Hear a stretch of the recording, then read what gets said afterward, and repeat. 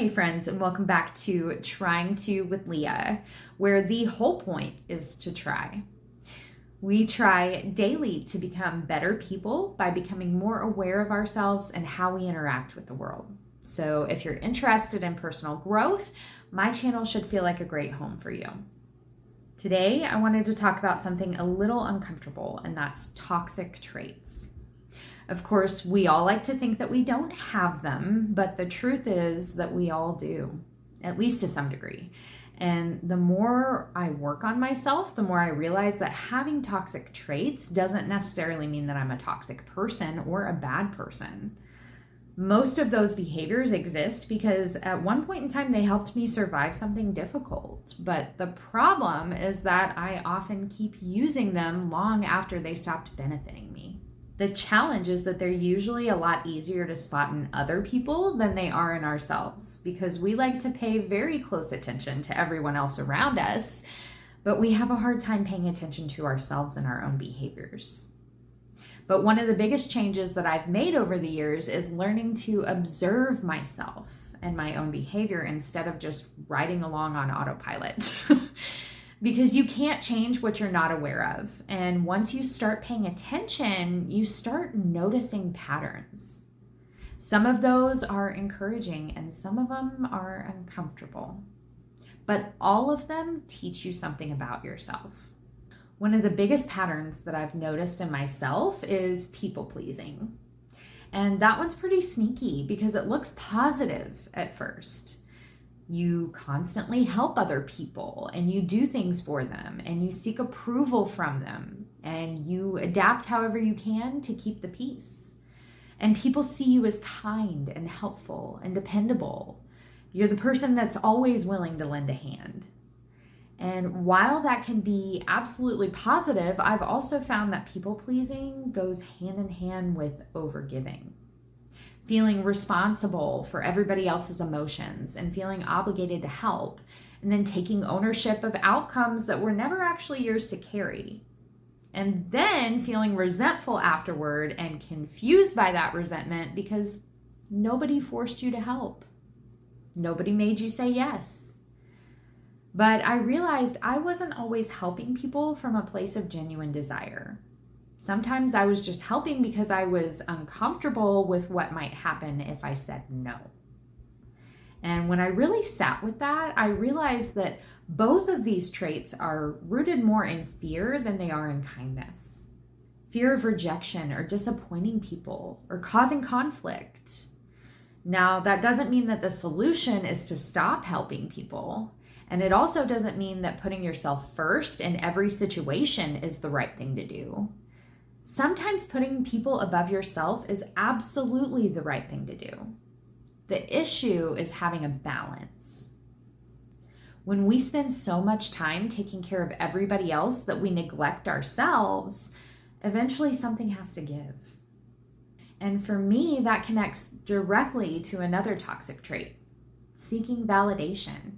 And this one can be sneaky too, because we tend to slip from using somebody's input that we care about to make an informed decision to relying on their input just to move forward.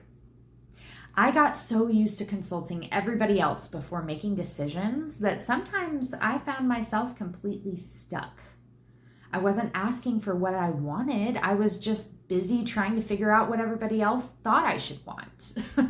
And at some point, I realized that by making other people's opinions more important than my own opinion, I was allowing them to shape my life.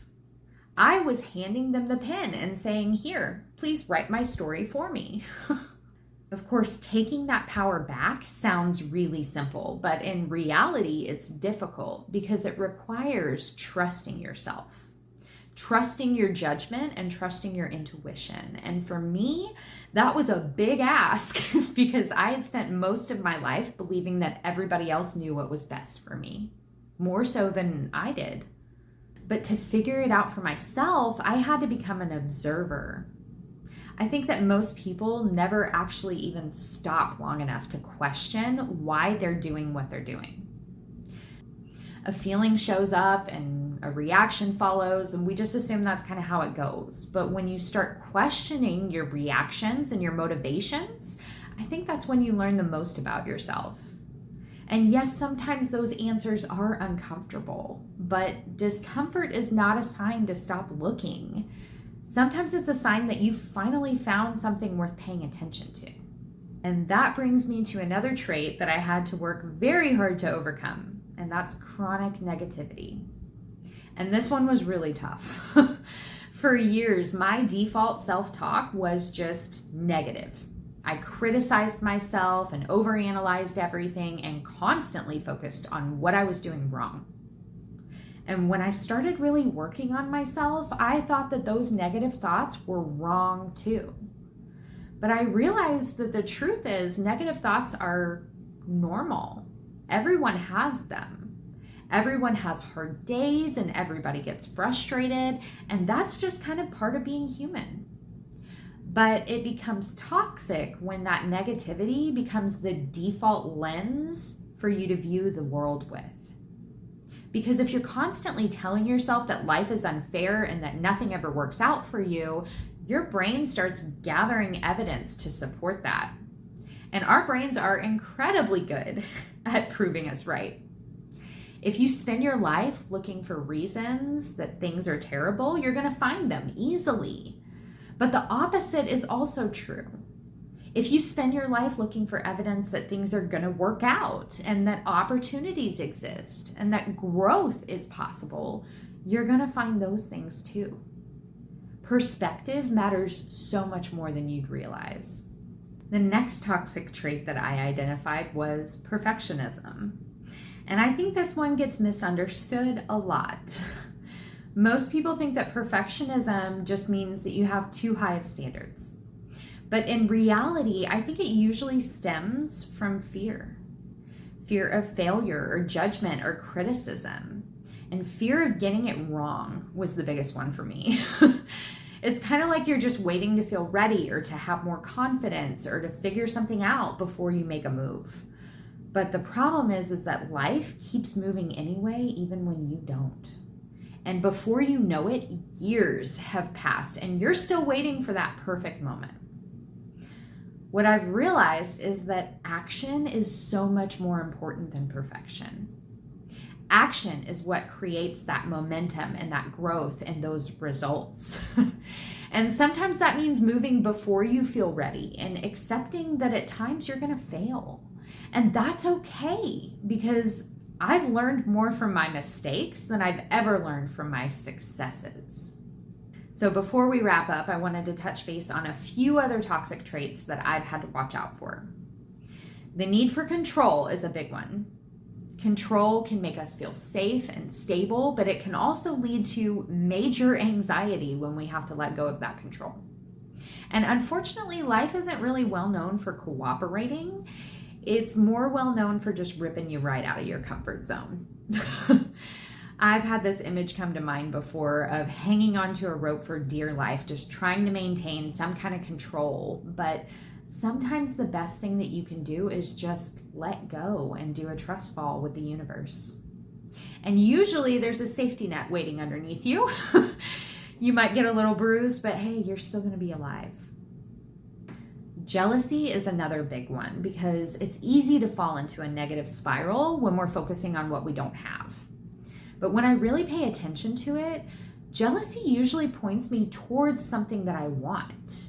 And instead of asking why somebody else has it, I try to ask what that feeling is showing me. Because there's a desire underneath it. And most of the time, it's not the thing itself that we're actually after. It's the feeling that we believe that thing is going to create for us. And I've also had to work on accountability and stepping out of a victim mindset. I can definitely get defensive sometimes. But when I stop defending every mistake and start trying to learn from them, instead, I grow.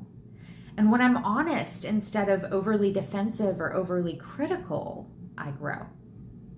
Everyone experiences unfair and painful things in life, but the question is whether we stay focused on what happened or whether we're going to focus on what happens next.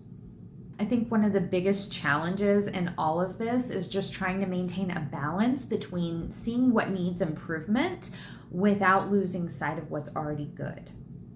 Because it's easy to start working on yourself and then get wrapped up in focusing on all the things that you want to change while you forget to celebrate all of the strengths that you're finding along the way too. This channel and sharing about this inner work is something that I'll continue doing every day because it's been one of the most fulfilling things in my life. Even with these uncomfortable moments every once in a while and setbacks, and even with the constant rebuilding that I have to do, because growth never really stops. There's always going to be a deeper layer. But every time I bring one of these behaviors into the light and honestly examine it, I give myself the opportunity to change it. And that is essential if I want to become the best version of myself. So for this week's challenge, take a look at your own behavior. See if you can identify one toxic trait that maybe you've been overlooking. And what's a step that you can actually take now to intentionally move forward from here? Let me know in the comments. And if you've already been working on some of these things, share what's helped you because your experience might be exactly what I or somebody else needs to hear. Thank you guys for being here, and I will see you guys next week.